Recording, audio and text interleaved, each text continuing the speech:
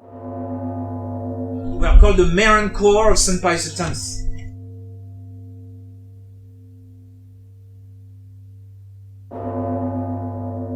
We remain until our last breath the children, the sons of St. Pius X.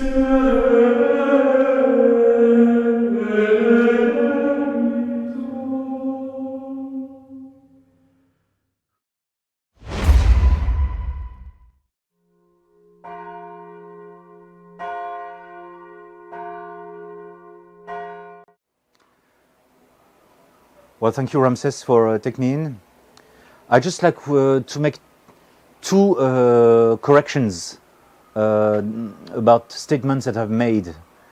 So one erratum is about... Oh. Tell me. All right. Good. So I would like to make two corrections on mistakes that I have made in my recent sermons. Now, one concerns the resistance in Brazil. So I said the resistance in Brazil is already bigger than the SSPX. Now, this is not the case. It doesn't seem to be the case. The SSPX has several priories and schools and convents. And so at this stage, the SSPX is quite bigger than the resistance. So I was wrong to say that we are bigger than the resistance. Well, we are not, in any case, we are not in a rat race with the SSPX. Our object is to maintain and to make the position of Bishop Lefebvre survive. Namely that Francis is a heretic, and so we cannot collaborate with heretics to the destruction of the church, and then we cannot place ourselves canonically under the jurisdiction of heresy-tainted clergy. It's out of the question. But as far as the growth of the resistance, the growth of the resistance happens in places, but not necessarily at the speed that we dream of. And I think that seems to be the case in South America. In South America, we are only in Paraguay, Brazil, and Colombia, and that's it. We are not in Peru, we are not in Argentina, not in Chile, we are not in Venezuela, we are not in Ecuador, we are in none of these places. So even in Brazil, we are still smaller than the SSPX, and much smaller even than the Ecclesia Dei contraptions and the Sedevacantist contraptions. So I think that seems to be the case. The only thing that made me hope about the future in Brazil is the coming ordination of Don John of the Cross, who is a Benedictine in Avrier, who is going to be ordained in next June. There is also, I hear about a subdeacon in the Monastery of the Holy Family to replace Father Joachim, who passed away 2 weeks ago. And then the ordination of another Brazilian from the seminary of Bishop Balini. And then there is also a priest that seemed to be joining us, perhaps Don Tarcisio in Minas Gerais. So I cannot tell how that the SSPX that we are bigger than the SSPX at this stage. So that was a wrongful statement. I'm glad to correct it. Now the second quite erroneous statement that I've made is about Alexander Dugin. Alexander Dugin. So I've got to caution you about Alexander Dugin because a few years ago, and it's Pierre Hillard, some French intellectual in France, was mentioning that Alexander Dugin praised the Jewish Kabbalah as the greatest achievement of the human mind. So Dugin is to be taken with at least 1 truckload of salt. So I cannot endorse Dugin even philosophically. If he adheres to the Jewish Kabbalah, then we have a big problem with this intellectual. And I hope he's not anymore the brain of Vladimir Putin, who gave recently a beautiful speech accusing yet again Europe of degenerescence, accusing Europe to sink entirely in rebellion against God and against the natural order. which is quite refreshing to hear from a whole head of state and a head of quite a powerful state as Russia. But I have to correct what I said about Dugin. So now some points of Dugin's philosophy may be right, you know, like when if he says that liberalism is the biggest problem of our society, that is a true statement. But you do have right-wing philosophers who are tainted with ideals of Freemasonry or even Kabbalism, Satanism. The most famous one in France is called René Guénon. So there is also among the right-wing political channels, among the right-wing philosophical trends, there is also an infiltration of the enemy, you know, as you can expect. So Dugin may be one of them. But if he issues a true statement, like the one he said on liberalism, then I can only agree, you know, and possibly many people who have read Dugin may not have been aware also of his dark side, the dark side of the character. I had some sympathy for him because of the cruel way in which his daughter was put to death in a car bomb accident, and she seemed to be also an interesting journalistic character, you know, around the war in Ukraine, and that got my sympathy to him.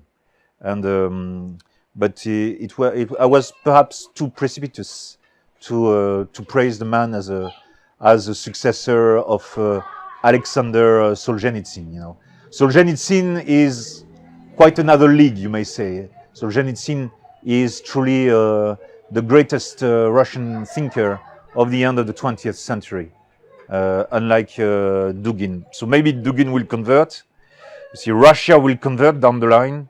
So maybe Dugin will change, but for the moment, his praise of the Jewish Kabbalah is quite recent. It is barely 5 years old, so I cannot endorse him as a philosopher. That's all I say.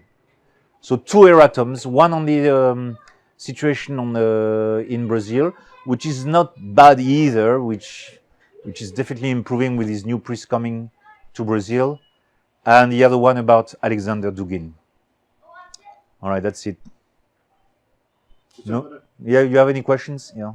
Is the resistance schismatic and has become outside the Catholic Church? When did we leave the church? What we are saying is that Pope Francis is a heretic. Now, if Francis is not a heretic, then what is a heretic? Because, you see, Francis is not only a public heretic, he is a manifest heretic, and he is a most obvious manifest heretic. So, to call him a heretic, does it make us outside of the church? The fact that we need to preserve ourselves from his contagion, is that what makes us outside of the church? Or on the contrary, is us, you know, keeping a reasonable distance with him, keeping us into Catholicism? See, what I don't understand in the liberals is that in the very act in which we separate from heresy, they accuse us of leaving the Catholic Church. You know? And like the SSPX, they mistake the official the structure of the church for the Catholic Church. You know? The official structure of the church can fall into wrong hands, just like the Temple of Jerusalem fell into wrong hands. There is nothing. The Catholic Church goes on. You see, the head of the Catholic Church is our Lord Jesus Christ. Now, the Pope is his vicar. So there may be a problem with his vicar, but our Lord Jesus Christ can fix it. You know, the first condition out of the 3 conditions for membership in the Catholic Church, the first one is the faith. And that's the one we need to preserve first. Then the integrity of the sacraments, what we call the Mass and so forth. So the faith and the Mass. And then there is also the third one, which is a subjection to the Roman Pontiff. That's also a condition. But you see, the Roman Pontiff exists for the service of the faith and for the service of the continuity of the sanctification of the church in its sacraments. Not the other way around. And that's why in the definition of theADMIN, the Roman Pontiff is mentioned in the third place. So we have a clear failure of the authorities of the church. And as long as we do not try to establish a parallel church, you have no evidence that we are creating another church. Now, when, I will make myself a pope, or when I will talk like a pope, when I will pontificate, when I will issue crazy condemnations like so many Sedevacantists are doing, when I go haywire, yeah, you can say, I am creating another church, because you see what's so dangerous in the Diamond Brothers and then the Dolanites especially.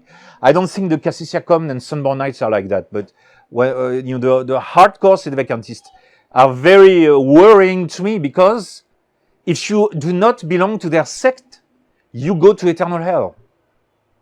And that is what is very dangerous. Likewise, for the SSPX, here in Cebu, Father Norona issued a decree. He says, anyone who goes to Mass to the resistance is no longer welcome on the premise of the SSPX. Now, when did the resistance say anyone who goes to the SSPX Mass is not welcome in the premise of the resistance? We never did that, because we still hold the SSPX, who accuses us to be schismatics. We still hold the SSPX to be part of the Catholic Church. So we have no canonical right to deny the sacraments to the members of the SSPX, because they are members of the Catholic Church.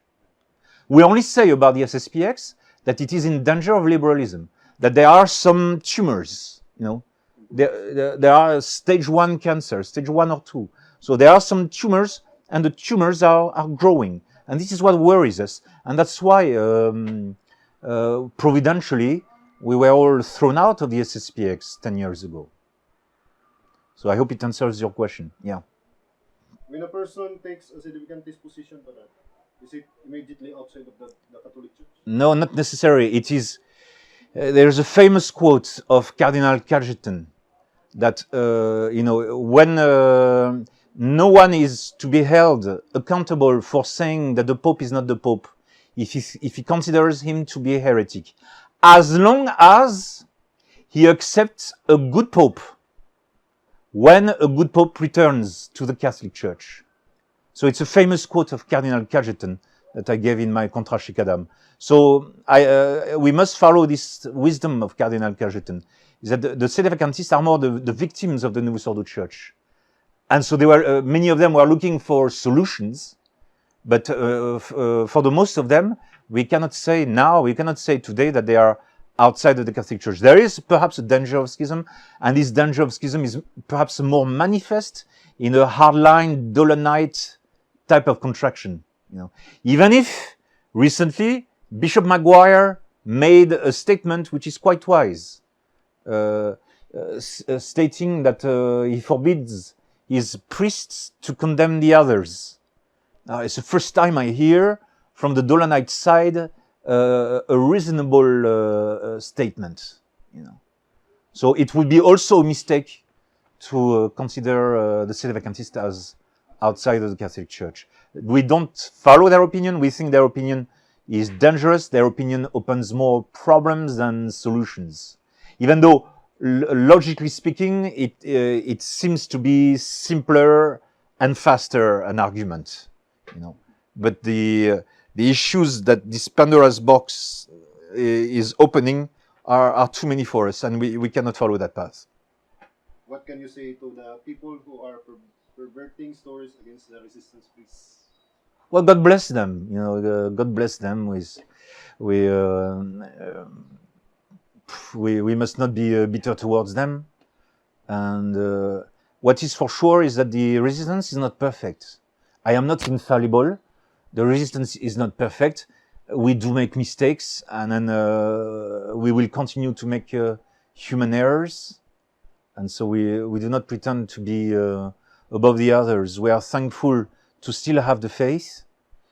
and it's possible that God chose us to still hold on the line of Arjou Lefebvre because we are the weakers, we are the weakest. And so with St. Paul, we must glorify in our weaknesses. But the truth is the truth. And we are in fear because we could also betray the truth down the line. What has happened to the SSPX can happen to us if we are not watchful enough. So those who want to criticize us, well, they can.